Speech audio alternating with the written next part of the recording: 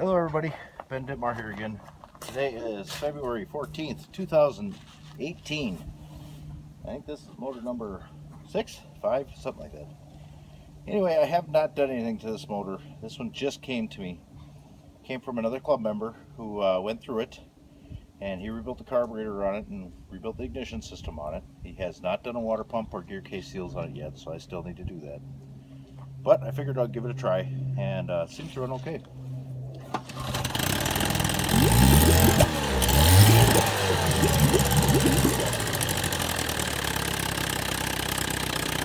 Pumping water okay, it's a little weak. But it's got new plug wires in it, the ignition system's been rebuilt. And forward.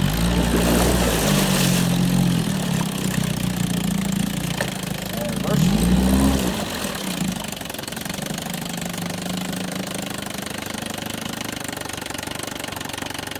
So I'll go through it and get it all properly tuned up and stuff like that, but I think for the most part, it's a good motor.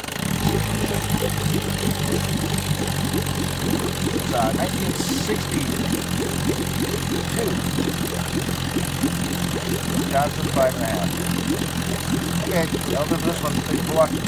Bye.